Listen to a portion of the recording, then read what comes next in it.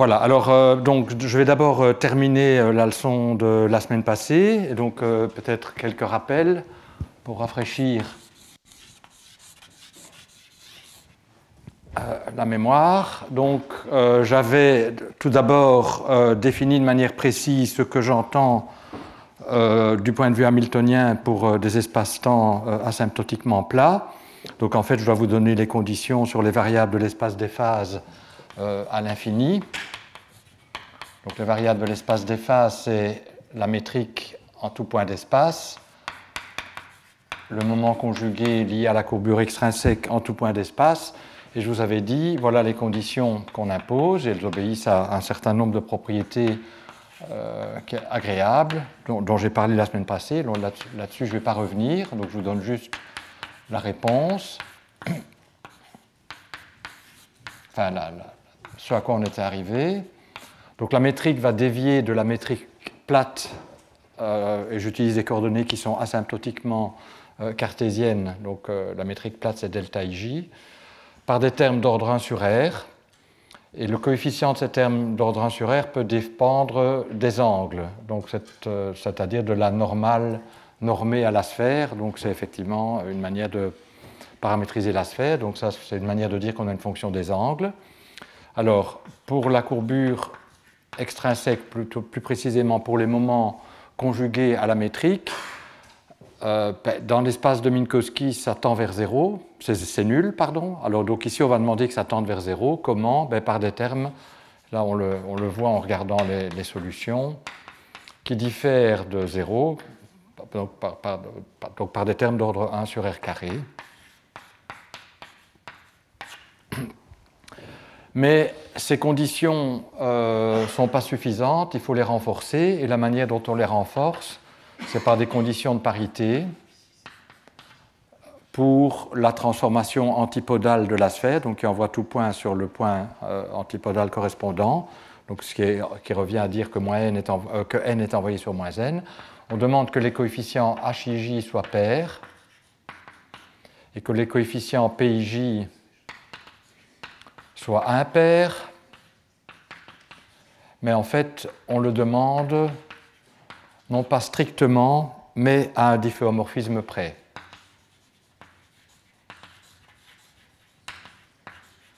C'est-à-dire qu'il peut y avoir des termes qui violent ces conditions de parité, mais ces termes doivent avoir la forme d'un difféomorphisme.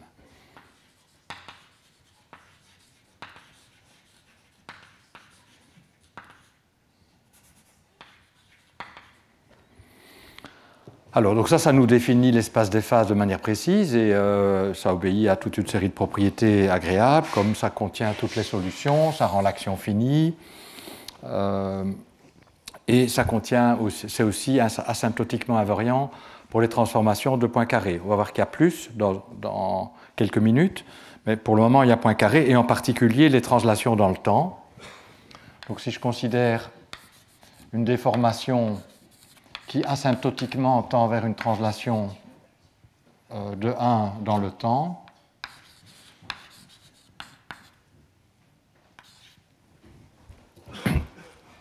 on peut lui associer un certain générateur, et je vous avais expliqué qu'en fait ce générateur donc, est une fonction de l'espace des phases, donc des variables canoniques, mais qui va dépendre aussi du champ de vecteurs qu'on s'est donné. C'est donné, comme toujours, par une intégrale sur tout l'espace des contraintes multipliées, donc mu c'est perpendiculaire et tangent, donc par un terme qui est nul en vertu des contraintes, mais il faut ajouter un terme de surface, et je vous avais expliqué la logique derrière ce terme de surface. On veut en fait que le générateur soit bien défini, soit un générateur hamiltonien. Et ce terme de surface, dans le cas où je considère une déformation qui asymptotiquement est une translation de 1 dans le temps, c'est juste alors la masse, l'énergie, et on pourrait être tout à fait précis d'énergie même, et c'est ce qu'on appelle l'énergie d'AdM. Et elle prend cette expression. Et donc je vous ai expliqué comment on arrivait à ce terme de surface, mais l'important, donc ce terme, c'est l'énergie AdM. pour Arnold, Deser, Misner, et c'est en général différent de 0. Et donc, en général, le générateur ne va pas être nul en vertu des contraintes, mais va se réduire au terme de surface. Et donc, si vous regardez les solutions de l'équation de Wheeler-DeWitt, d'abord, elles devront bien entendu être annihilées par les contraintes. Donc, maintenant, c'est les opérateurs quantiques. Donc, on demande à ce que les états soient invariants, en fait, pour toute transformation, pour tout générateur de transformation où l'excit tend vers 0 à l'infini, donc où ceci est absent. Et puis, si maintenant je considère un générateur qui asymptotiquement tend vers 1, donc ça va me donner une équation de Schrödinger en fonction du temps t asymptotique minkowskien, donc il y a une structure de Minkowski à l'infini, avec un h, celui-ci, qui est différent de 0.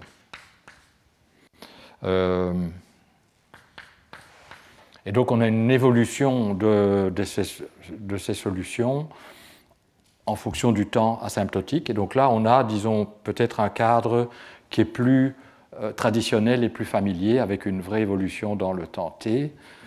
Et puis il y a des conditions qui impliquent une forme d'invariance de jauge. Alors, dans le cas des espaces asymptotiquement plats, les translations dans le temps, donc ça c'était plus ou moins là où j'étais arrivé. Les translations dans le temps ne sont pas les seules. Il y a beaucoup d'autres symétries asymptotiques et je voudrais montrer quelles sont ces autres symétries asymptotiques et comment elles agissent sur les solutions de l'équation de Wheeler-DeWitt. Donc ça correspond, donc ceci, les rappels c'était 1 et 2 de la semaine passée, donc 3, ces symétries asymptotiques.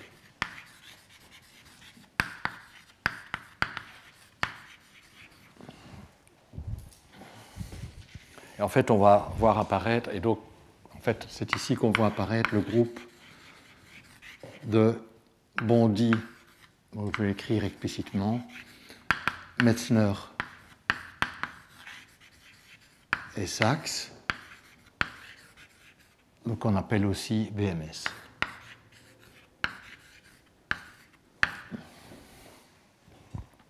Donc une fois qu'on s'est donné des conditions limites, on peut se poser la question, quels sont les difféomorphismes ou quelles sont les déformations, donc dans le langage hamiltonien, c'est quelles sont les déformations des hypersurfaces de genre-espace sur lesquelles mes états sont définis, quels sont les difféomorphismes qui préservent les conditions asymptotiques et quels sont les générateurs hamiltoniens correspondants. Alors, je ne vais pas vous faire le calcul détaillé ici, parce que ça prendrait trop de temps, et puis ça se trouve dans les références que je vous ai données. Je vais vous donner la solution en expliquant. Donc en fait, il faut trouver les déformations les plus générales qui préservent les conditions limites. Et il n'est pas étonnant, puisqu'on a des espaces asymptotiquement plats, qu'on retrouve le groupe de points carrés. Donc on va avoir en particulier points carrés. Alors, en point carré, ça veut dire quoi? Eh bien, il va y avoir des termes correspondant au groupe homogène de Lorentz, c'est-à-dire les transformations de Lorentz propres et les rotations spatiales, qui ont la propriété de croître linéairement en R quand vous vous éloignez de l'origine. Donc, en fait, je vais écrire les symétries asymptotiques en puissance de 1 sur R. Et bon, en fait, ça commence avec la puissance 1 en R. Donc le premier terme, ça va être les transformations de Lorentz propres. Et puis je vais avoir les rotations spatiales. Alors les rotations de Lorentz propres, il y a aussi donc les BIJ sont antisymétriques. Ici, c'est antisymétrique, donc je dois aussi avoir un terme BK perpendiculaire fois x0 que je mets ici. Mais x0 à x0 constante, c'est une constante et je peux l'absorber dans le terme de translation spatiale, donc je ne vais pas l'écrire explicitement. Et puis après, je vais avoir des termes d'ordre 1. Et là, c'est là qu'on va trouver les translations de temps et les translations d'espace. Mais en fait, on obtient beaucoup plus. On obtient non des termes d'ordre 1, mais qui peuvent dépendre des angles. Alors avec les conditions de parité qu'on s'est imposées, la manière dont ça apparaît dans le formalisme hamiltonien est la suivante. Donc on a un terme qui dépend des angles ici que j'appelle T de n, et puis on va avoir des termes d'ordre 1 sur R.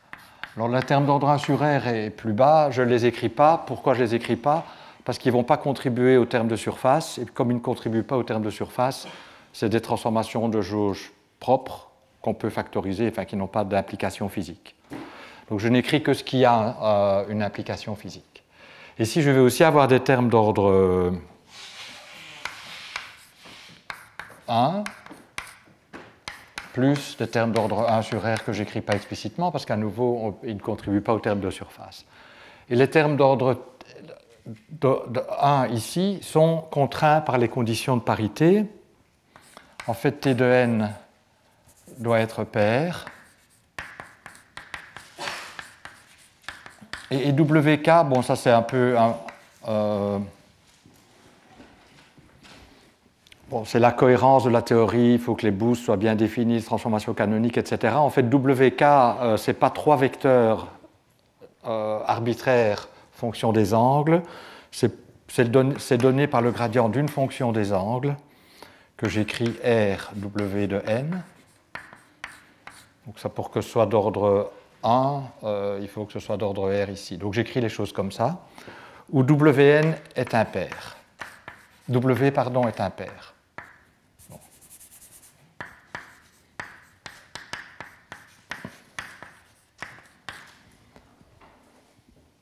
Donc, je n'ai pas expliqué d'où ça... Donc, que l'ordre soit l'ordre 1, on le voit. On peut voir que ceci préserve bien les conditions asymptotiques. Donc tout ça, c'est bon. La forme spécifique ici, c'est dicté par la cohérence de la théorie. On veut que l'action soit bien invariante pour les boosts, et pas juste invariante à un terme de surface non nul près. Il faut que les termes de surface soient nuls. Donc ceci va imposer cette forme-ci à WK. Mais la conclusion, c'est que, en fait, les transformations d'ordre 1 qui apparaissent comme symétrie asymptotique dépendent d'une fonction paire des angles et d'une fonction impaire. Donc c'est la même chose que si on avait une fonction des angles sans parité particulière. Alors, si ici c'est une fonction paire, je peux la décomposer en harmonique sphérique. Ça va commencer par le terme d'ordre L égale à 0, puis j'aurai L égale 2, puis L égale 4, puisque les harmoniques sphériques possèdent cette propriété-là lorsque L est pair. Le terme L égale à 0, ça correspond aux translations standards de temps.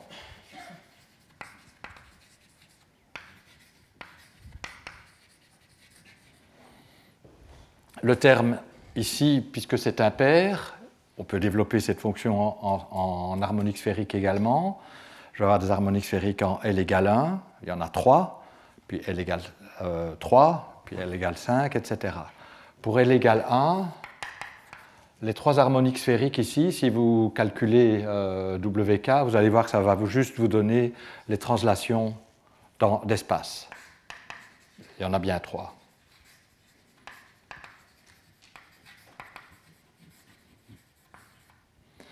Mais au-delà, donc L égale 2, L égale 3, L égale 4, L égale 5, donc tous les harmoniques sphériques, ce n'est pas des translations, c'est des transformations plus compliquées qu'on appelle les supertranslations. Donc L supérieur ou égal à 2, supertranslation. Et il y en a une infinité. En d'autres termes, on constate que le groupe de symétrie asymptotique est une extension infinidimensionnelle du groupe de points carrés. Donc point carré, ça correspond à cette première partie et à L égale à 0 et L égale 1, mais il y a beaucoup plus, les supertranslations pures, je vais appeler ça. Oui, parce que parfois je vais appeler supertranslation celles-ci, les pures et les translations. Donc quand je veux bien faire la distinction, je dirais supertranslation pure. Donc on a un groupe beaucoup plus grand, infinidimensionnel. Bon, ce qui est intéressant. Alors, par la même par les mêmes recettes, par les mêmes principes que ce qui nous a permis d'identifier le terme de surface, à ajouter au terme de volume proportionnel et contrainte dans le générateur hamiltonien. On peut faire le même calcul, mais pour ces symétries asymptotiques plus générales, et on va trouver un générateur qui va dépendre... alors comment je l'appelle? Je l'appelle P. Donc je peux associer à cette transformation un générateur que j'avais appelé P0 xi perpendiculaire xk,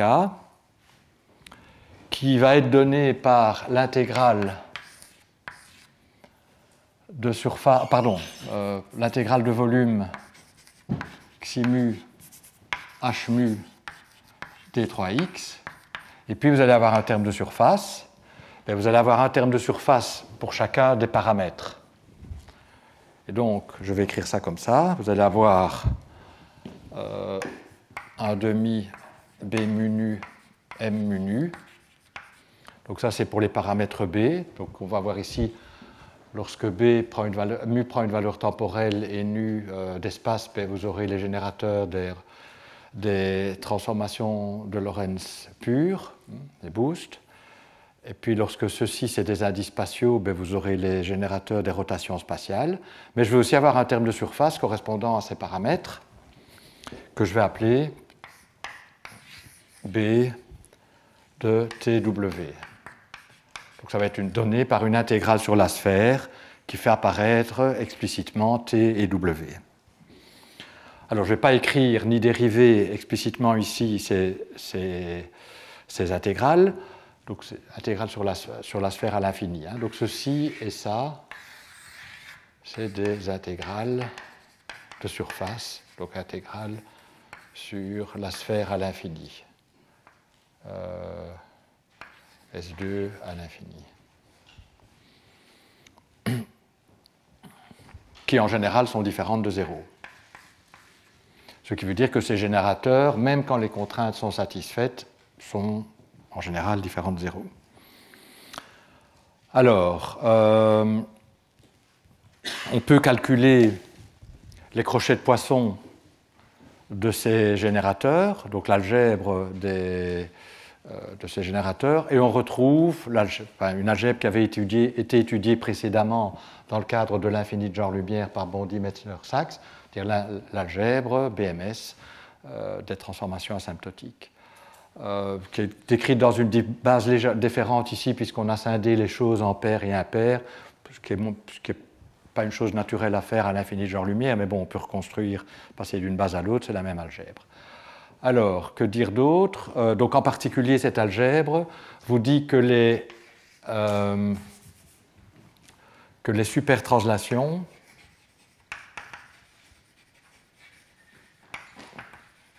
pure et translation ordinaire forment une algèbre invariante, forment un idéal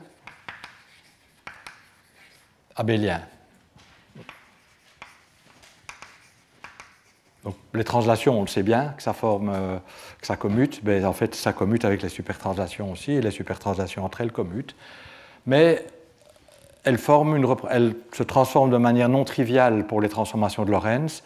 Et donc, BMS, c'est un groupe semi-direct, ou c'est une algèbre, si je regarde l'algèbre, une somme semi-directe de cet idéal abélien, si je parle au niveau de l'algèbre, par l'algèbre des transformations de Lorentz homogènes. Donc, c'est somme directe. Pardon, pas semi-direct, je ne sais pas pourquoi j'ai dit direct, je corrige. Hein. Somme semi, je souligne, puisque je me suis, je pense, mal exprimé. Donc puisque les supertranslations se transforment sous Lorentz, donc c'est pas juste, ça ne commute pas. A et Lorentz homogène, appelons ça L.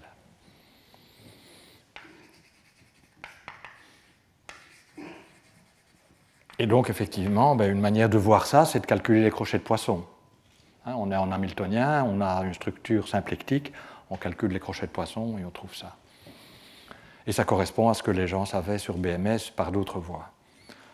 Alors, ce qui est important à voir aussi, c'est que les générateurs de ces transformations sont des observables, c'est-à-dire que ces générateurs sont invariants pour les transformations, pour les difféomorphismes qui tendent vers 0 à l'infini. Donc, P0. Donc, on a vu que là,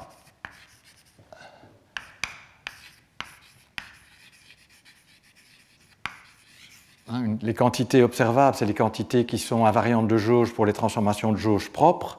Celles-ci sont caractérisées par des ximu qui tendent vers 0 à l'infini. Donc, c'est ce qui est à partir d'ici. Et on peut montrer que le crochet de poisson des pi0 avec de tels difféomorphismes est nul. Et donc les pi0 est nul en vertu des contraintes. Et donc les pi0 forment des observables. Donc on a une infinité en fait d'observables données par toutes ces charges BMS. Alors, donc on aura, donc pour être tout à fait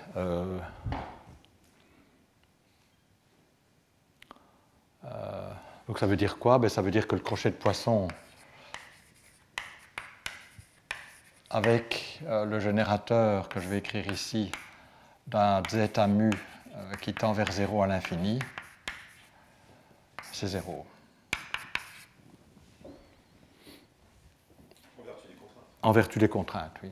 Donc peut-être pour être tout à fait cohérent, je vais écrire ça. Alors ça implique que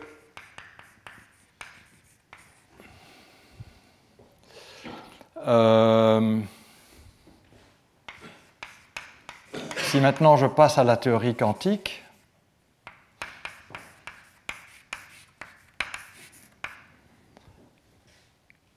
eh bien, j'aurai bien entendu toujours que mes états doivent être annihilés par les contraintes. Bon, ça, c'est l'invariance de jauge. Et si je travaille dans la représentation où la métrique est diagonale, ça me donnera l'équation d'Euler de Witt, mais c'est pas forcé, donc on peut travailler dans n'importe quelle représentation. Mais ce qui va généraliser l'autre équation, c'est qu'en fait maintenant, bon, cette équation n'est qu'un cas particulier parce qu'on a regardé juste une symétrie asymptotique particulière, les translations dans le temps. Mais pour toutes les symétries asymptotiques, on aura une équation du même type. C'est-à-dire que pourquoi? Ben parce qu'on a des observables. En fait, si vous regardez une solution de l'équation d'Euler de Witt et que vous agissez avec P0 dessus, je prétends qu'on a toujours une solution de l'équation d'Euler de Witt. Donc, voyons si c'est vrai, j'agis avec h mu. Ou pour être tout à fait précis, je devrais multiplier par zeta mu avec un zeta mu qui tend vers 0 à l'infini. En fait, même, je devrais écrire ça comme ça ici. Puis je commute, j'utilise ceci, donc je peux le mettre de l'autre côté. Et puis donc, puisque h mu est égal à 0, je vois que ceci va être égal à 0 aussi.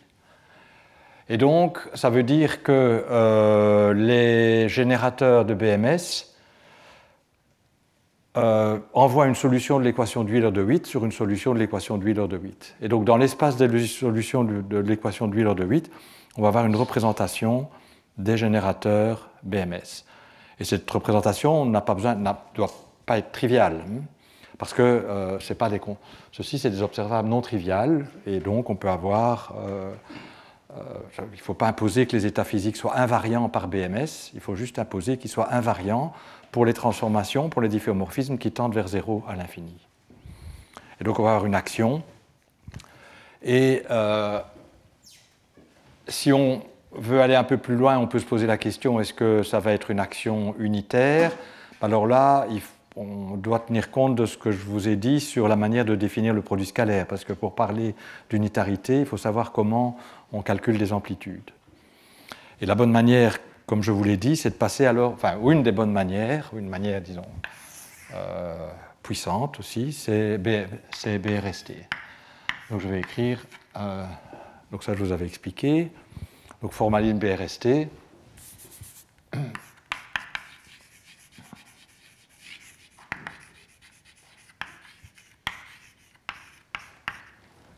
Donc on va introduire, comme je vous l'ai dit, le générateur BRST, qui commence comme les contraintes multipliées par les fantômes. Donc je vais introduire des fantômes C mu et leur moment conjugué, que j'avais appelé P bar mu. Et puis je vais aussi introduire les multiplicateurs de Lagrange, lambda mu, donc c'est réellement lambda perpendiculaire et lambda k, et leur moment conjugué que j'appelle B mu, parce que ça, dans certains contextes, c'est ce qu'on appelle parfois le champ B. Et puis, j'impose les contraintes que ces B mu sont égaux à 0, je l'avais expliqué dans les leçons précédentes, et donc puisqu'il y a des contraintes supplémentaires, il faut des fantômes supplémentaires que j'ai appelés C bar mu et P mu. Donc les objets avec des indices au-dessus, en fait, sont le nombre de fantômes 1, et ça c'est le nombre de fantômes moins 1, c'est les variables conjuguées.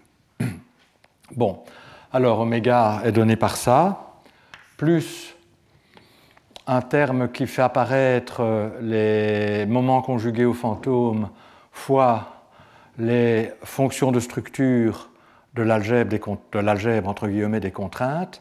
Et il n'y a pas plus que ces termes-là, même si ce n'est pas vraiment une algèbre, une vraie algèbre avec des constantes de structure. Donc en fait, ce qu'on obtient, c'est... Donc je l'écris, je pense que je l'avais déjà écrit, mais donc c'est ce que le calcul donne. Donc à nouveau, c'est la condition de nilpotence qui dit que ça doit être présent.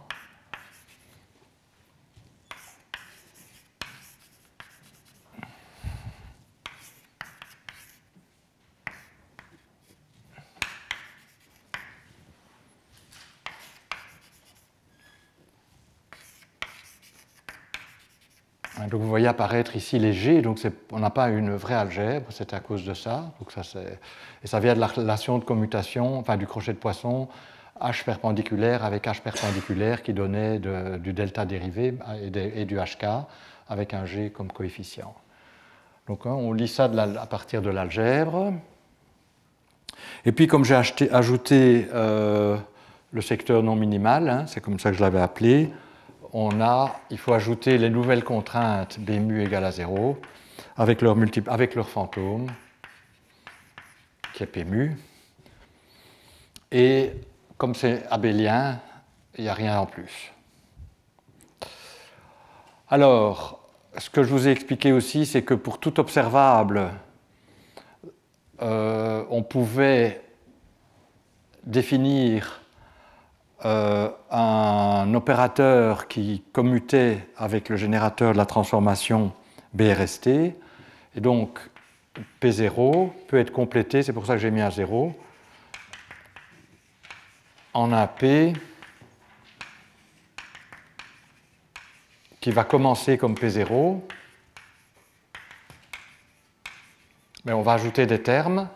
Et le but, c'est que, je vais écrire les choses d'abord classiquement, le crochet de Poisson de P avec oméga soit égal à 0.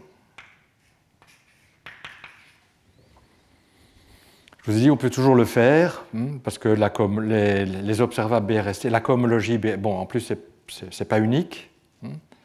Ça devient unique quand on pense en termes de classe de cohomologie BRST et qu'on identifie les choses à des contraintes près. Mais donc, ce qui est important à savoir, c'est que à tout observable, on peut associer un tel P, et à toute solution de cette équation, on peut retrouver l'observable correspondant en oubliant les termes qui contiennent les fantômes.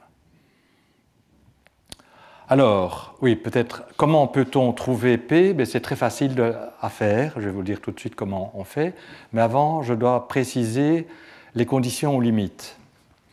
Donc, on veut que oméga psi soit juste équivalent à l'invariance de jauge, c'est-à-dire on veut que ceci soit équivalent à ça et il n'y a rien de plus, parce qu'on ne peut pas imposer plus, a priori. Mais donc, la caractéristique de cette transformation-ci, c'est qu'elles engendrent des difféomorphismes qui décroissent vers 0 à l'infini. Donc ce qu'on va imposer, puisqu'ici on a des difféomorphismes avec un paramètre qui est donné par les fantômes, on va imposer que les fantômes tendent vers 0 à l'infini. Et ici aussi. Donc, toutes ces variables-là qui apparaissent auxiliaires, pour ne pas que ça change la cohomologie et qu'on n'introduise pas subrepticement par ces conditions-ci des conditions trop fortes qui nous rendraient les états invariants pour des transformations BMS non triviales, on va imposer que toutes ces variables-là tendent vers 0 à l'infini. Donc c'est l'analogue des paramètres qui définissent des transformations de jauge propres. On ne veut pas inclure ça parce que sinon ce serait trop fort d'imposer oméga psi égale à 0. Alors, donc ça c'est le premier point. Notre problème est de trouver, alors oui aussi une parenthèse quand même, c'est qu'on peut regrouper, on peut inclure les symétries BMS et leur associer des fantômes, ça c'est dans un développement que je ne vais pas faire ici, et regrouper ces fantômes associés à la symétrie BMS avec les fantômes qui sont ici. Le mieux c'est dans le cadre des antichamps, de le formalisme des antichamps, mais je ne vais pas le faire ici. Donc ici je vais disons suivre l'approche orthodoxe, classique, où BRS c'est juste les symétries de jauge. Bien, alors, comment trouver les P? Mais en fait, les extensions BRST invariantes de mes observables, en fait, bon, il y a une manière de le faire par force brute, si je puis dire, mais il y a une manière plus élégante qui consiste à procéder de la manière suivante.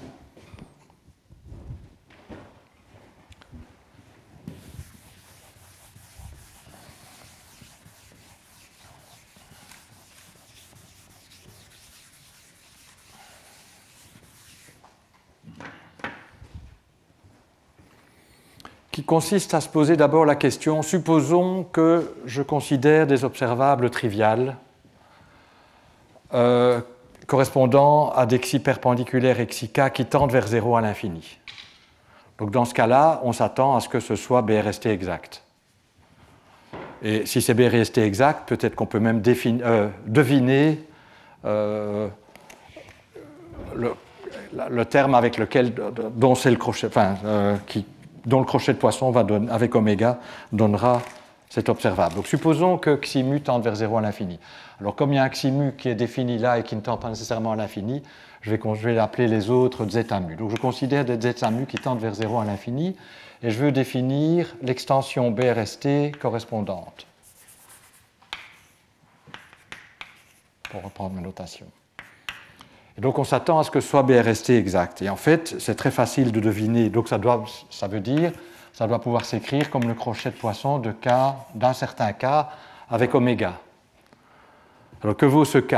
Eh bien, on peut le deviner. En fait, on a envie, donc ça doit commencer, on doit reproduire, dans ce cas-là, on doit reproduire juste ceci. Il n'y aura pas de terme de surface si ça tend vers 0 à l'infini. Donc il faut trouver un K tel que le crochet de poisson avec oméga me donne quelque chose qui commence comme ça, mais avec zeta mu, h mu. Or, h mu apparaît dans oméga. Donc en fait, ce qu'il faut prendre, c'est quelque chose qui fait apparaître, qui est zeta mu fois le moment conjugué à c mu, b bar mu. Donc on va dire, on va prendre k égale à l'intégrale d3x, zeta mu, p bar mu. Si je prends le crochet de poisson de ceci avec oméga, je vais avoir comme premier terme qui va apparaître, effectivement, zeta mu, h mu. Et puis je vais avoir toute une série de termes qui vont compléter et qui contiendront les fantômes, les moments conjugués aux fantômes. Donc, oui, ceci aussi, c'est bien de nombre de fantômes moins 1, puisqu'il faut moins 1 à 1 pour avoir 0 ici. Donc, il est clair que ceci commence comme ça doit. Zeta mu, h mu, et puis il y aura des termes qui contiennent les fantômes. Et par construction, il est clair que P zeta perpendiculaire, zeta k, oméga est égal à 0. puisque tout ce qui est BRST exact est automatiquement BRST fermé, oméga carré est égal à oméga, avec oméga, c'est 0. Hein. Décidément, je suis un peu dyslexique aujourd'hui.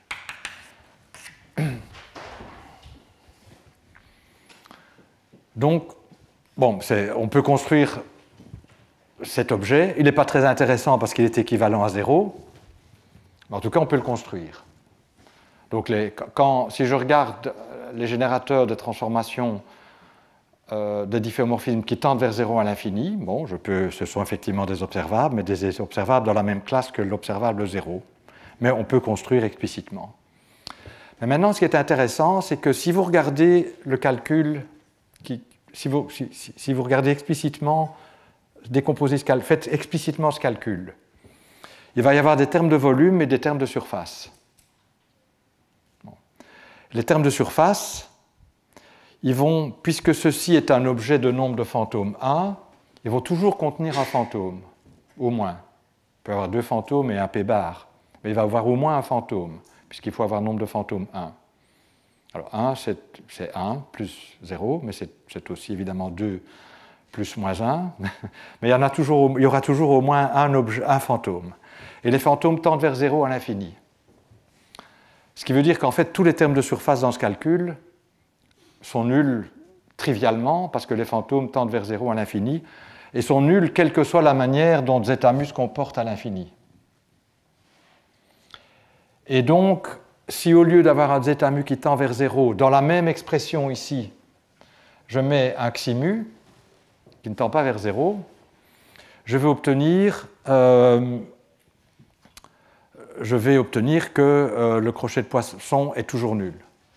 Et donc, ce que je vais faire, je vais dire, je vais regarder les termes qui apparaissent ici, et je vais prendre les mêmes,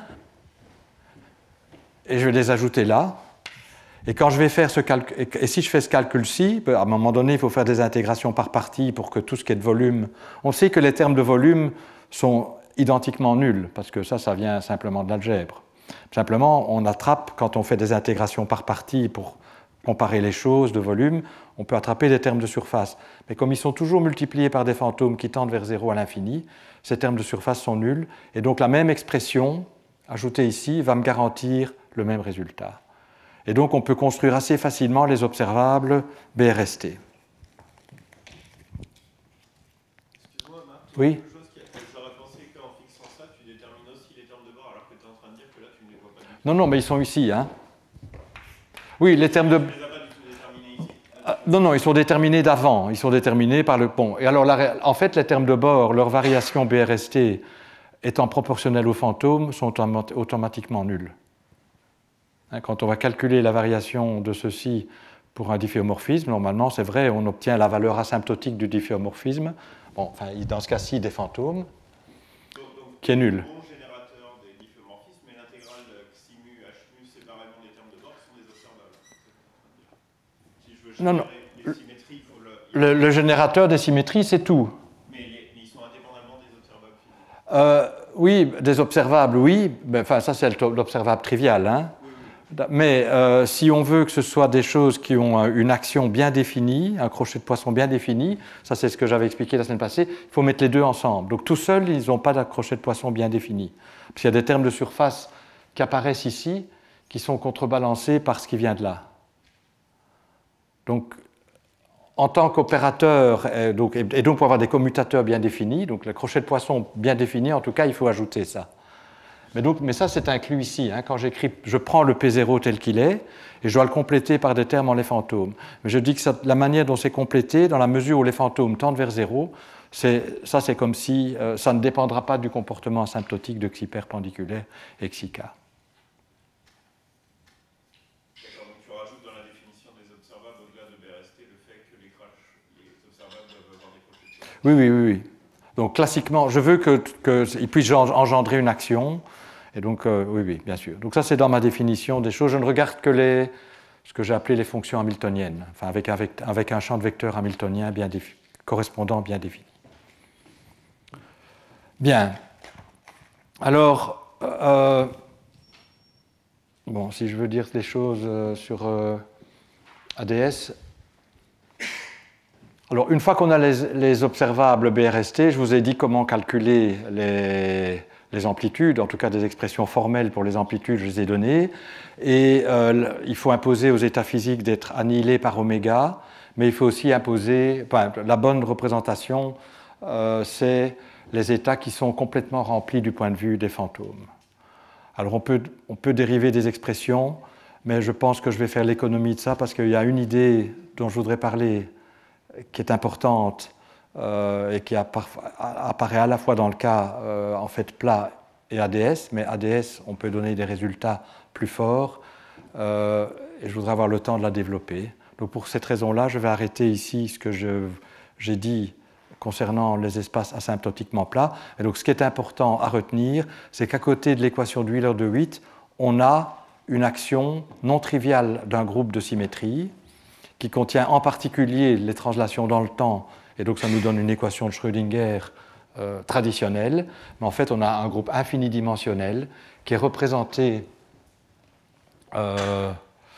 sur les solutions de l'équation d'Euler de Witt, et si on passe au formalisme BRST, qui va être représenté dans l'espace des états physiques BRST, donc annihilé par oméga, et on peut écrire des amplitudes de transition et après éventuellement faire un développement perturbatif, mais ça je ne vais pas le faire ici. Donc ce que je voudrais faire, c'est me laisser suffisamment de temps, 3/4 d'heure, pour aborder Anti de Sitter et un point particulier d'Anti de Sitter. Donc est-ce qu'il y a des questions ici? Donc à nouveau, si vous êtes sur votre faim et vous voulez en savoir plus, il y a des références. Donc dans le cas, voilà. Alors dans le cas antidocitaire, il y a des choses en fait qui sont exactement, qui sont parallèles à ce que je viens de dire. Et puis il y a un point dont je voudrais parler, dont je n'ai pas encore parlé, qui est en fait, il y a une sorte de feuilletage bien défini global. On peut introduire une condition de jauge qui permet d'avoir un feuilletage bien défini global et ça simplifie la discussion. Oui. Donc, s'il n'y a pas de questions là-dessus, je passe à la dernière leçon en 3/4 d'heure. Bien. Donc, un autre espace. Donc, j'ai ici le rôle important de métrique de fond était joué par la métrique de Minkowski. Pourquoi Minkowski? Minkowski, c'est en fait la solution des équations d'Einstein avec constante cosmologique égale à 0 qui possède le plus d'isométrie, à savoir le groupe de points carrés. Si la constante cosmologique est négative, donc la solution qui joue le rôle de Minkowski, c'est ce qu'on appelle la solution antidocitaire. Donc peut-être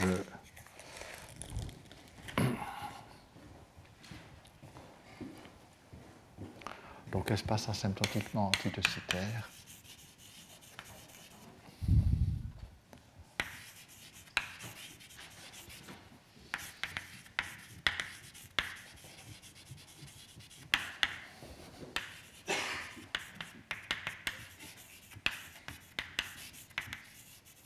Et la métrique antidocitaire, donc dans ce qu'on appelle les coordonnées statiques, c'est moins 1 plus R sur grand R carré dt carré plus 1 plus petit r sur grand R. Donc R, c'est la variable radiale au carré moins 1 dr carré plus R carré d oméga, je ne vais pas utiliser oméga, donc dθ carré plus sinus carré θ d phi carré. Alors on peut montrer que cette métrique, qui s'appelle la métrique antidocitaire, est une solution des équations d'Einstein avec constante cosmologique qui est reliée à grand R par la relation grand R est 3 sur moins lambda, donc constante cosmologique négative à la puissance 1,5. Donc ça, c'est ce qui va jouer le rôle de G0 mu, c'est la métrique de fond. Et pourquoi cette métrique joue un rôle particulier lorsque la constante cosmologique est négative? mais parce qu'en fait, c'est la solution des équations d'Einstein qui possède le plus, avec constante cosmologique négative, qui possède le plus d'isométrie. Son groupe d'isométrie est aussi grand en termes de nombre de paramètres que le groupe de Poincaré. Donc il y a 10 paramètres, mais il est différent de Poincaré. C'est en fait SO32, qu'on appelle aussi le groupe antidecitaire. Donc SO32, c'est le groupe d'isométrie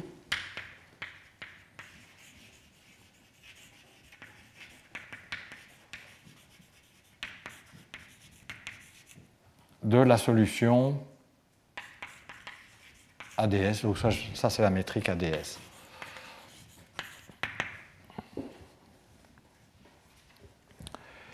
Et donc cette métrique, et donc ce qu'on va étudier, c'est les espaces qui sont asymptotiquement antidecitaires. Donc ça veut dire qu'on va considérer des métriques qui ne sont pas égales à la métrique de fond, mais qui, lorsque R tend vers l'infini, ce R-ci tend vers l'infini, s'approche de plus en plus de la métrique de fond.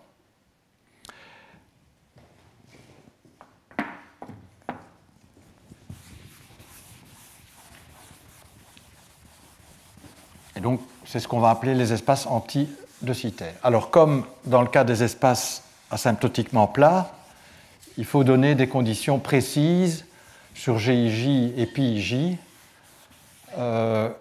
concernant la décroissance à l'infini de GIJ et PIJ. Donc, ce qu'on va considérer, c'est des G mu nu qui tendent asymptotiquement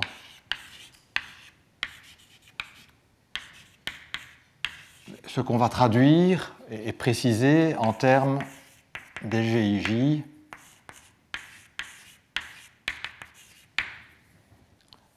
et puis PIJ. En fait, la courbure extrinsèque de cette métrique est nulle, donc ça doit tendre vers 0, mais il faut préciser comment. Et là aussi. Et on va avoir, oui, peut-être je devrais être un petit peu plus précis concernant le groupe d'isométrie, ou en tout cas dans mes notations. Donc je vais avoir 10 vecteurs de Killing. Donc il y a 10 vecteurs de Killing. Donc c'est un groupe d'isométrie à 10 paramètres. Donc les isométries infinitésimales, c'est ce qu'on appelle, c'est engendré par les vecteurs de Killing. Donc je vais avoir 10 vecteurs de Killing indépendants, donc 10 paramètres. Et je vais appeler ces vecteurs de Killing Xi. Je ne sais pas si vous voyez à cause du... Je vais peut-être les écrire ici. Donc Killing.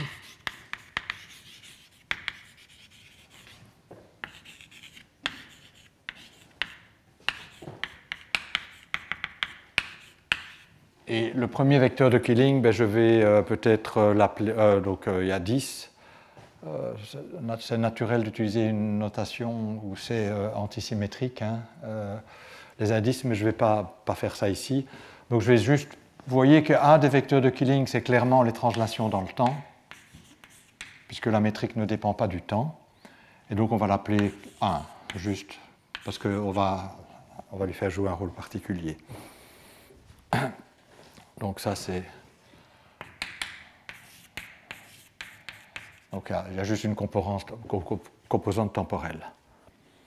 Donc j'ai un groupe à 10 paramètres. Ça c'est la métrique de fond.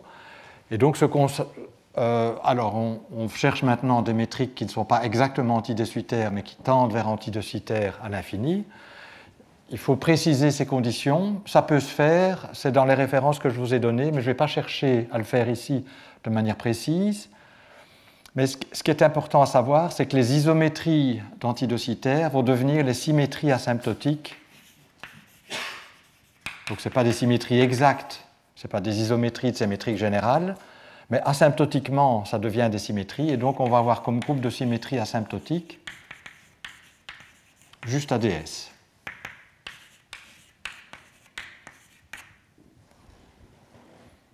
Et donc, ça veut dire, les déplacements qui définissent ces symétries asymptotiques vont tendre vers une combinaison linéaire des vecteurs de Killing de ADS, plus je n'ai pas précisé les décroissances, plus des termes qui tendent vers 0, sans être plus précis. Donc tout ça peut être précisé, mais l'important c'est de comprendre l'idée. Le reste c'est de la technique. Donc, on n'a pas des isométries exactes pour ces métriques plus générales, mais on retrouve SO3,2 comme groupe de symétrie asymptotique. Et contrairement à ce qui s'est passé et ce qui se passe dans l'espace asymptotiquement plat, il n'y a pas d'élargissement du groupe de symétrie asymptotique, c'est-à-dire que c'est exactement le même que le groupe des isométries de la métrique de fond. Donc, dans le cas des espaces asymptotiquement plats, on passait de Poincaré à BMS. Ici, on passe de SO3,2 à SO3,2. Il n'y a pas d'élargissement. Et donc, qu'est-ce qu'on va pouvoir faire? Exactement la même chose que dans le cas des espaces asymptotiquement plats pour SO3,2, c'est-à-dire qu'on va pouvoir définir des générateurs hamiltoniens associés à chacune de ces symétries asymptotiques, et on va découvrir que ces générateurs hamiltoniens ne sont pas égaux à 0, diffèrent de 0 par des termes de surface, qu'on calcule exactement de la même manière. Donc, je vous donne juste le résultat.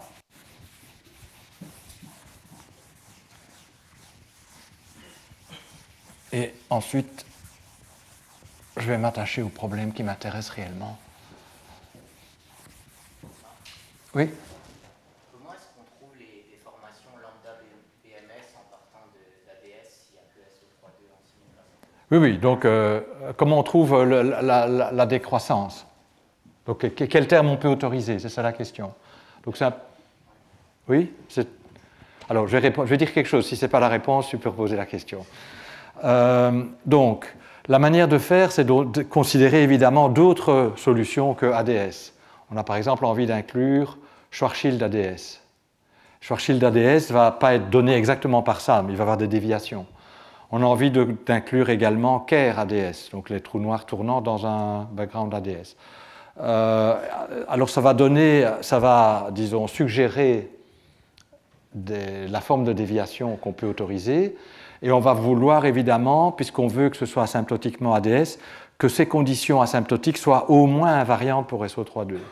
C'est-à-dire qu'on va faire agir les difféomorphismes qu'on connaît, les isométries d'ADS, on les fait agir sur une métrique qui n'a pas ces isométries, donc elle ne va pas être invariante, donc on va engendrer les déformations vont se déformer aussi, et on veut que ça reste dans le cadre des conditions asymptotiques qu'on est en train d'essayer de construire.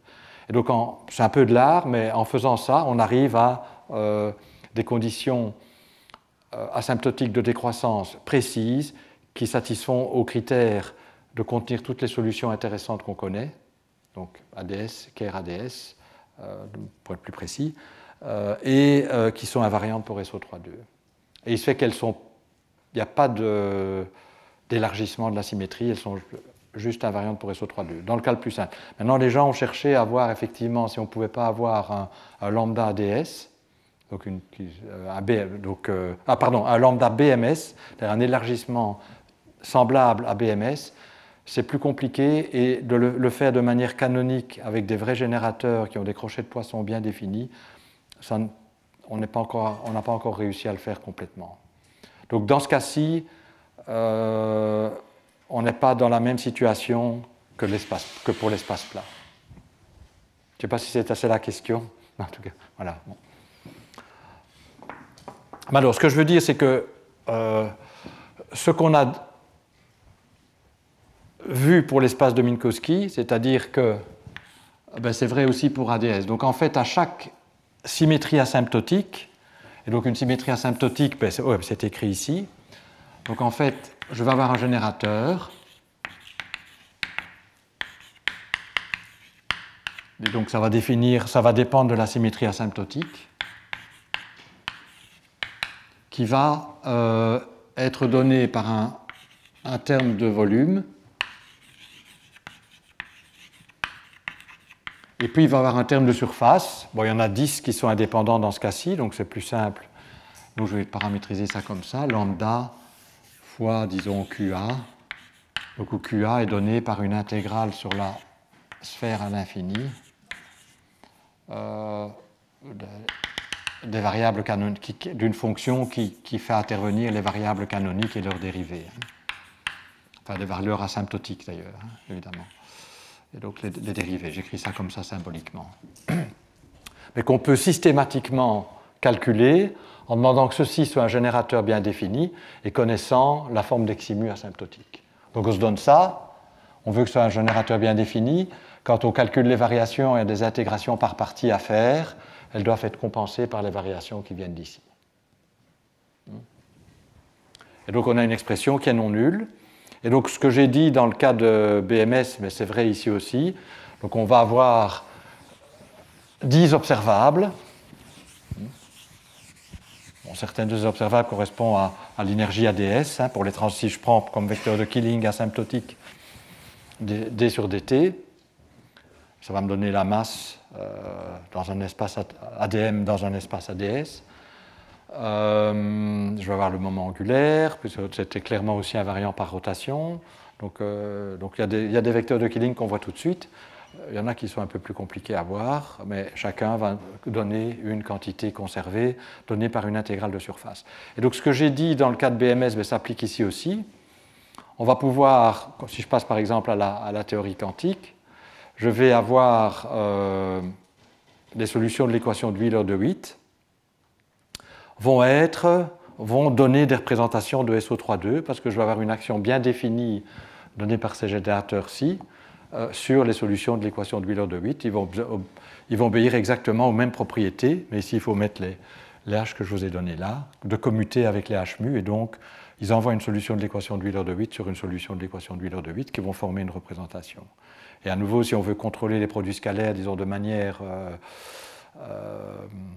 disons raisonnable, je pense que BRST est le mieux, mais je ne vais pas développer plus BRST ici, parce que je voudrais m'attacher à un point particulier et qui est intéressant, et qui est relié à une des leçons que j'ai données tout au début, qui est le choix du feuilletage et du temps, et d'une bonne condition de jauge. Bon, quand on peut le faire, ben, tant mieux, c'est une approche qui est importante à pousser aussi.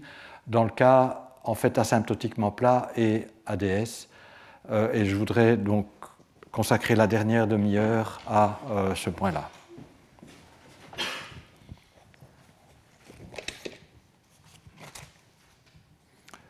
Et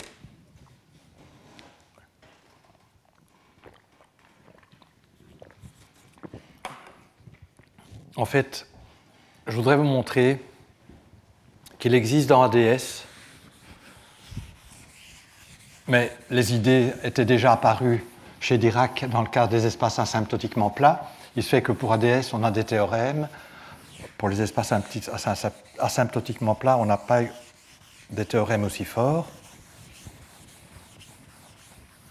qui, disons, justifient ce choix du temps. Donc, je vous rappelle, j'ai dit qu'un des problèmes de la gravitation quantique, c'est que, comme elle est invariante par reparamétrisation, un temps naturel, et donc un feuilletage naturel, n'existait pas. Alors c'est vrai que lorsqu'on a une zone asymptotique, on peut définir un temps asymptotique, et donc ça aide déjà beaucoup, mais on aimerait bien savoir, pour un observateur à l'intérieur, par exemple, quel temps il peut utiliser. Donc s'il y a moyen de définir un temps naturel aussi à l'intérieur, est-ce que, en particulier, on peut trouver des bonnes conditions de jauge qui permettent de définir un feuilletage particulier. Et je vous ai dit, par analogie avec Klein-Gordon, que les gens avaient pensé à utiliser le volume. Donc je vous rappelle, si je regarde l'équation de Wheeler de Witt, j'ai besoin de place, comme vous le voyez.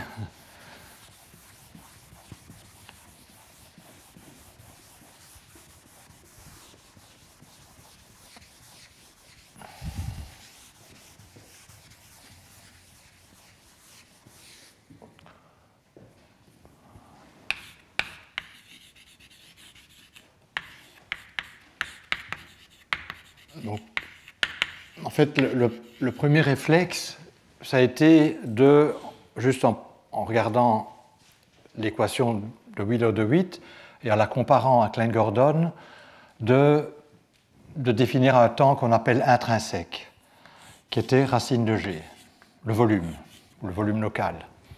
Et pourquoi? Si vous regardez la contrainte hamiltonienne, elle est quadratique en les moments. Bon, puis il y a là un terme Bon, si vous avez une constante cosmologique, alors je me trompe toujours dans le facteur, donc autant c'est plus 2 lambda.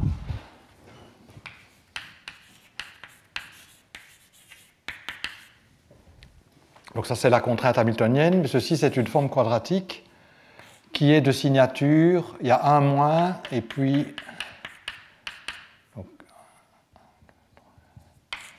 5 plus. Et si vous comparez ça à l'équation de Klein-Gordon, dans Minkowski par exemple,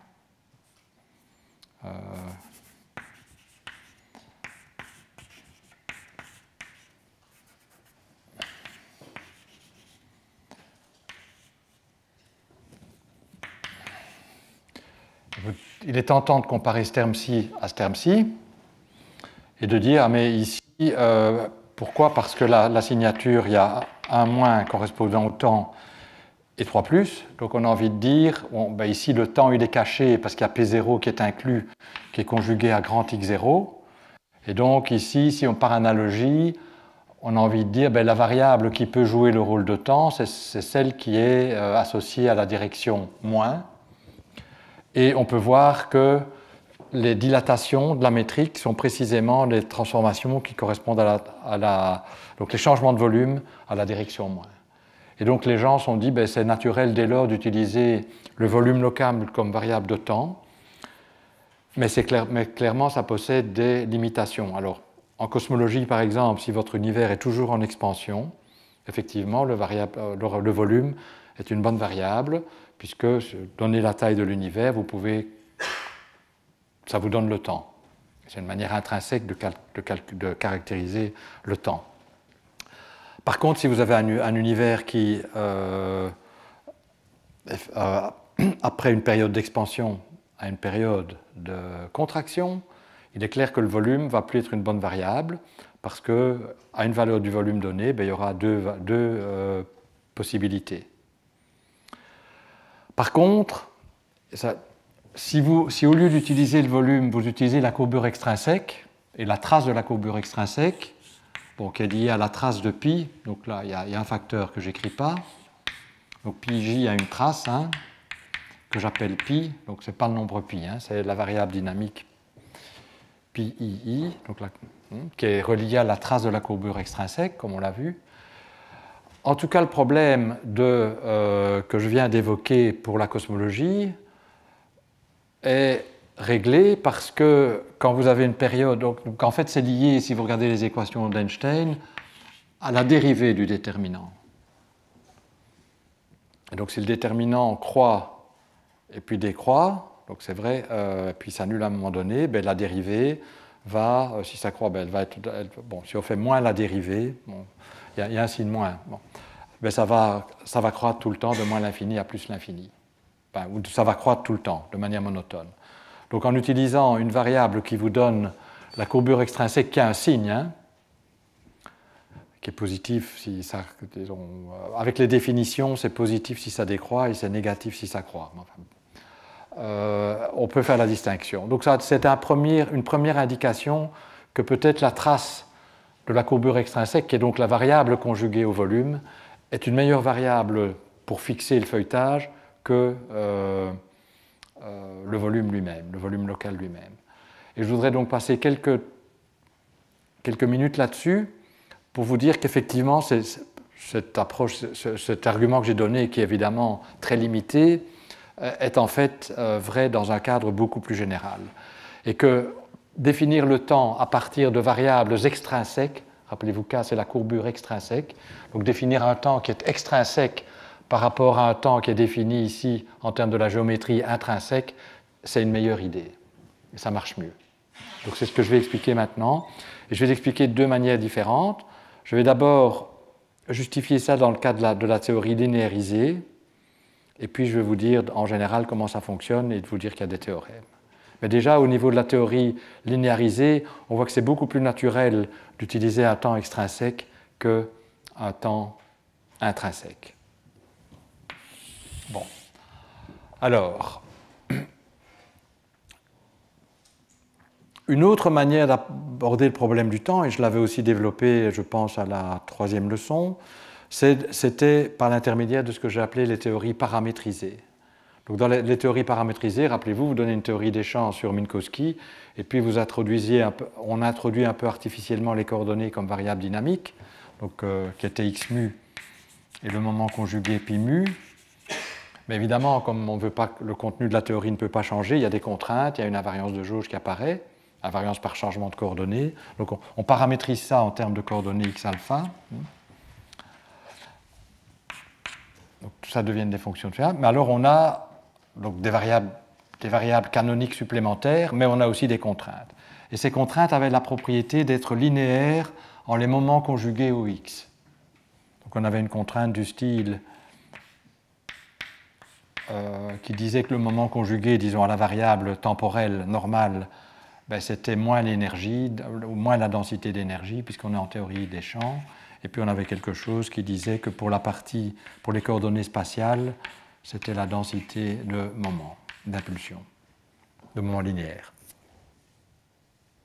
Et donc ce qui est important, c'est que les variables conjuguées à x apparaissent de manière linéaire. Donc ça, c'était projeté dans la base, mais ça fait apparaître des x, mais les pi apparaissent toujours linéairement ici. Et donc peut-être que ce qu'il faut chercher, c'est peut-être pas ce qui est quadratique ici, mais c'est où il y a quelque chose qui est linéaire, pour avoir une structure, pour dégager une structure qui est comme celle-ci.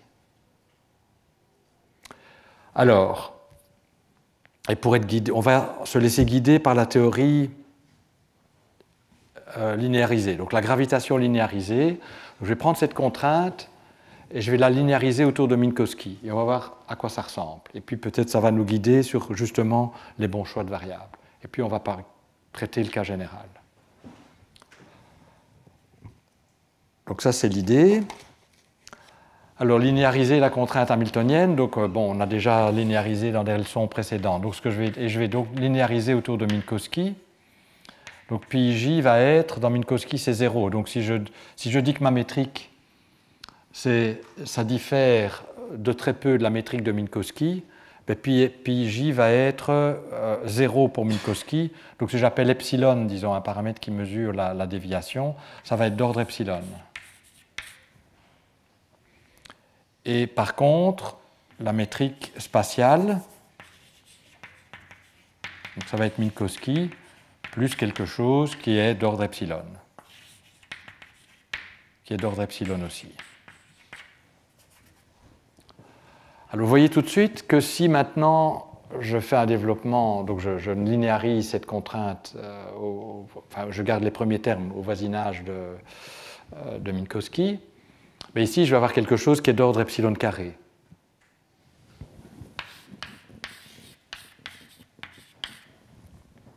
Mais là, par contre, racine de g, par exemple, c'est la racine de la métrique unité, plus 1/2 la trace de la perturbation à l'ordre epsilon, que j'appelle h, plus etc. Bon, dans la courbure, ici, je vais avoir j'ai un terme qui contient les dérivés des gamma, puis évidemment un terme qui est quadratique en les gamma. Ça va être d'ordre epsilon carré, puisque les gamma pour Minkowski sont nuls, mais il y a un terme qui est linéaire en les gamma de Christoffel. Et donc, il y aura une contribution linéaire ici aussi. Donc vous voyez que la partie linéaire en la perturbation, elle n'est pas là, elle est ici. Bon, alors, si on développe la courbure, donc, je vais tout de suite vous donner la courbure à l'ordre linéaire, bon, c'est assez facile à calculer. Ça va être moins dm dn hmn plus le Laplacien de h, donc ça c'est moins la courbure. Et puis éventuellement, s'il y a un terme cosmologique, plus lambda h égale à 0 à l'ordre epsilon. Donc à l'ordre le plus bas, voilà ce que ceci nous donne. Ça c'est epsilon carré, donc il tombe. La courbure à l'ordre epsilon avec le signe moins, c'est ce que je vous ai écrit là. Et ceci, vous obtenez la trace de... Donc h c'est la trace de... h c'est la trace, hein. Je ne le dis pas toujours, mais donc HIJ, h c'est par définition delta IJ, HIJ.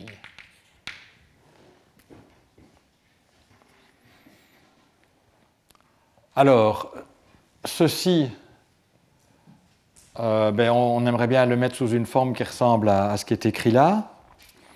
Et pour ça, je vais isoler la trace de H. Bon, je vais écrire que HMN, c'est un H tilde Mn sans trace, plus un tiers fois la trace, delta Mn fois la trace. Et donc la trace de H tilde sera nulle, de manière à ce que la trace de H soit bien la trace de H.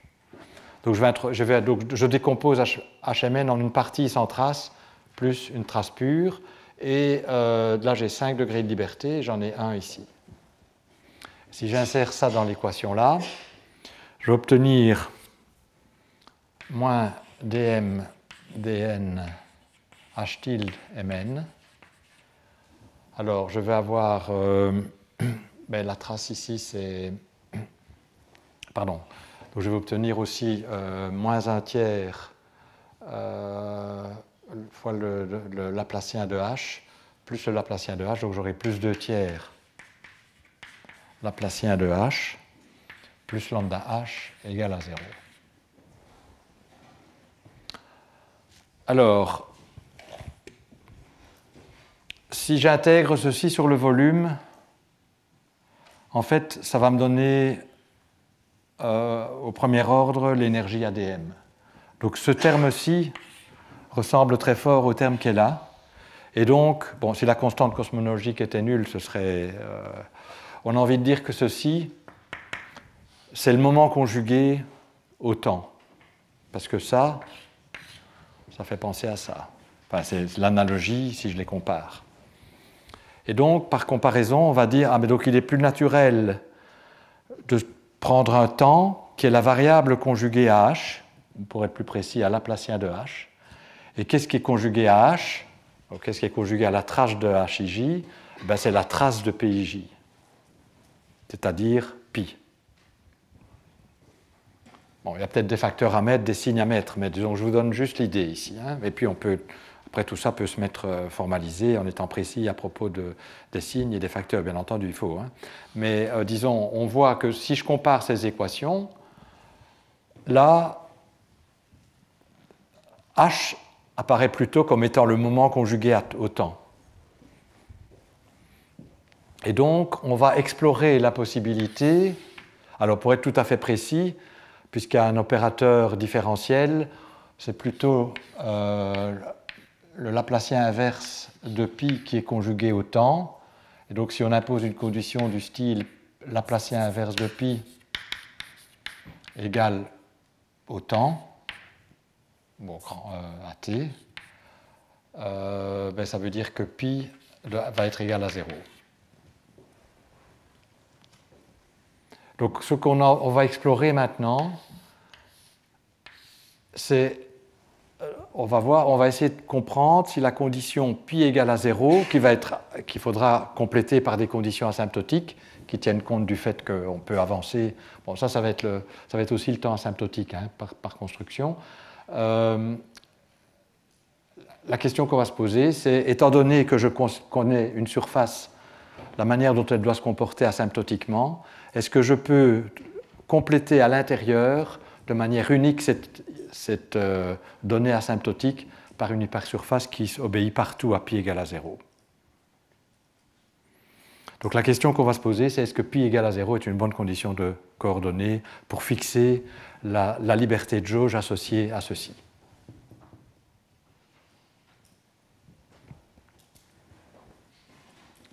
Donc je vous ai donné des motivations, donc je n'ai rien démontré pour le moment, donc il n'y a pas de théorème. Donc il y a juste que c'est plus naturel, en tout cas si on part de la gravitation linéarisée, de considérer une condition de jauge qui fixe pi plutôt que g. Et donc, les gens ont exploré cette possibilité. Donc l'idée c'est la suivante, donc je reprends. Donc il faut se donner des conditions asymptotiques. Donc l'idée c'est je donne un comportement asymptotique, je considère des hypersurfaces dont le comportement asymptotique est connu. Donc on peut faire ça en regardant, on connaît, donc par exemple on en choisit une et puis on se donne xi perpendiculaire et xi k. Donc on se fixe le comportement asymptotique et on veut voir si parmi toutes les hypersurfaces ayant ce comportement asymptotique, il en existe une telle que pi soit égal à 0. C'est un problème que les mathématiciens ont analysé. Mais en toute généralité, donc non pas dans le cadre de la théorie linéarisée, donc là c'est trop facile, mais ils se sont posé la question, on veut trouver une solution des contraintes qui obéit aussi à pi égale à 0. Et est-ce que ça fixe l'hypersurface de manière unique? Et il y a des théorèmes qui existent, et le théorème le plus fort qui garantissent que c'est une bonne condition ont été démontrés dans le cadre de Antti de Sitter. Et il y a des conditions supplémentaires à mettre, par exemple sur le domaine de dépendance qui doit être compact, donc c'est un peu plus subtil que ça. Mais en tout cas, les théorèmes les plus forts ont été construits dans le cadre de ADS et justifient dans ce cas-là un tel choix de feuilletage. Alors, je ne vais pas en dire beaucoup plus ici parce que ça m'embarquerait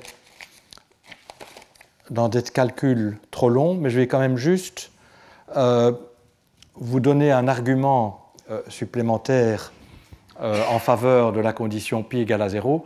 Quand on a une bonne condition de jauge, une manière de voir si on a une bonne condition de jauge, c'est de faire un difféomorphisme, d'effectuer un difféomorphisme et de dire si on veut préserver la condition de jauge, le seul difféomorphisme qu'on peut faire, c'est le difféomorphisme identique, c'est-à-dire ne rien faire.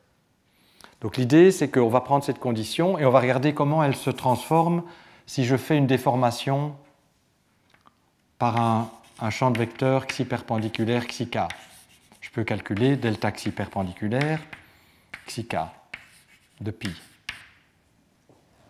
Bon, alors xi k, on ne va pas le regarder parce que, bon, là, je n'ai pas dit comment fixer les coordonnées spatiales.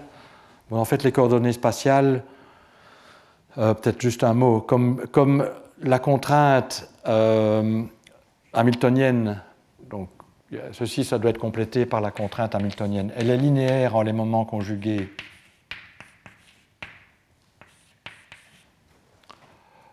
Il est naturel de fixer les coordonnées spatiales par des coordonnées, par des conditions sur les H, par exemple les coordonnées harmoniques. Donc regardons juste la partie, c'est la partie intéressante, c'est xi perpendiculaire.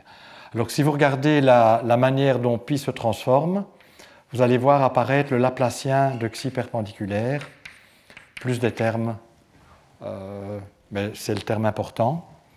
Et donc si vous imposez que ceci soit 0 et que vous posez la question, est-ce que xi perpendiculaire est uniquement défini? La réponse va être oui, xi perpendiculaire doit être égal à 0, pour autant qu'on impose que xi perpendiculaire soit nul à l'infini, mais ça revient à se fixer l'endroit où se trouve l'hypersurface, enfin, où asymptotiquement on doit atterrir.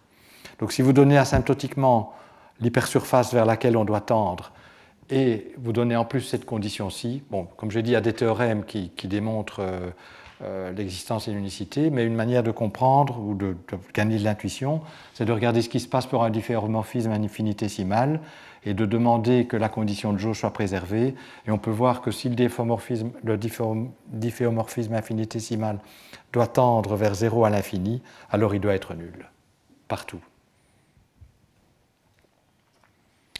Bien, donc je regrette un peu de ne pas pouvoir développer ça beaucoup plus, mais c'est clair que ce n'est pas en 10 minutes que je peux le faire. Donc je vous ai donné des références assez détaillées, y compris pour les théorèmes mathématiques, puis l'utilisation dans le cadre physique. Et donc je vais devoir m'arrêter ici. Donc peut-être juste ajouter une chose, c'est qu'évidemment, donc ce qu'on se donne, c'est la partie asymptotique. Et donc, les données asymptotiques, on peut faire agir dessus le groupe de Antti de Sitter. Donc, vous prenez une hypersurface qui est asymptotique à des données qu'on s'est données à l'infini, et puis vous pouvez faire varier avec Antti de Sitter ces données, et vous allez chaque fois vous pouvez construire chaque fois une hypersurface qui remplit ces conditions. Et donc, vous allez avoir une famille privilégiée d'hypersurfaces sur lesquelles agit le groupe Antti de Sitter, et qui obéissent à pi égale à 0. Alors pi égale à 0, ça veut dire que le volume est localement maximum, puisque pi c'est conjugué à g. à la variable locale G, ou racine de G. Donc c'est ce qu'on appelle parfois des hypersurfaces maximales. Et on va avoir que le temps est décrit par pi et sa variable conjuguée, le volume. Et donc qu'est-ce qui va rester? En fait, j'ai déjà donné des indications ici. Au niveau linéarisé, c'est la partie sans trace. Mais en termes de la métrique, ça va être une métrique de volume 1. Et donc, en fait, vous voyez que ce qui va rester, c'est ce qu'on appelle la géométrie conforme, puisque deux géométries qui diffèrent par un facteur conforme vont donner les mêmes h tilde mu nu. Et donc, on a une décomposition naturelle quand on utilise ce temps en termes de géométrie conforme et courbure extrinsèque. Et la géométrie conforme, ce sera vraiment la géométrie qui compte, puisqu'il y a une invariance pour les difféomorphismes d'espace. Ça, c'est toujours là. Bien, alors, donc je vais terminer sur ces notes qui deviennent, sur ces commentaires qui deviennent de plus en plus impressionnistes, inversement de manière directement liée au peu de temps qui reste. Donc je ne vais pas ajouter beaucoup plus, ou sinon peut-être on peut répéter ce que j'ai dit pour l'équation de Wheeler de Witt. On peut écrire une équation de Wheeler de Witt qui dépendrait donc que de la géométrie conforme, puisqu'on a fixé le reste ici. Mais Wheeler de Witt a été résolu. Donc ce n'est pas une équation de Wheeler de Witt qu'on va écrire, c'est une équation qui dépend des gamma IJ de déterminant 1 et qui satisfait à cette condition d'invariance. Invariance par difféomorphisme. Et on aura le groupe ADS qui agit dessus. Bien, donc je ne vais pas en dire plus, faute de temps, malheureusement, mais donc j'espère que ça vous donne l'idée qu'il y aura encore beaucoup de choses à dire, en tout cas. Et donc je vais conclure le cours en disant que j'ai essayé de vous montrer dans ce cours qu'au-delà des problèmes qu'on mentionne toujours de la gravitation qui n'est pas renormalisable de manière perturbative, il y a aussi des problèmes conceptuels très importants concernant la gravitation quantique. Et ces problèmes conceptuels, c'est d'une part le problème du temps dont j'ai parlé, c'est le problème du produit scalaire. Je vous ai montré aussi que pour les espaces fermés, pour les espaces ouverts, pour reprendre la terminologie des physiciens, les problèmes ne se posaient pas toujours de la même manière, puisque dans les cas des espaces fermés, il n'y a pas d'énergie, il n'y a aucune quantité conservée donnée par des termes de surface. Donc c'est en un sens plus compliqué d'extraire la physique que dans le cas des espaces ouverts, où on peut, en tout cas à l'aide de la structure asymptotique, dégager des choses. Et je vous ai aussi en particulier montré que pour les espaces fermés, si on perturbe autour d'un espace à isométrie, on a des contraintes quadratiques qui apparaissent. Mais donc la conclusion générale, c'est que même si la théorie d'Einstein doit être complétée pour être cohérente au niveau quantique, parce qu'il y a ces divergences ultraviolettes notamment qu'il faut renormaliser, il y a des problèmes conceptuels fort importants liés à l'invariance par difféomorphisme qui sont présents et qu'il faut également comprendre. Et c'est sur ces problèmes que le cours de cette année a porté. Donc avec cela, je vais terminer. Donc, c'était la dernière leçon. Donc merci pour votre attention.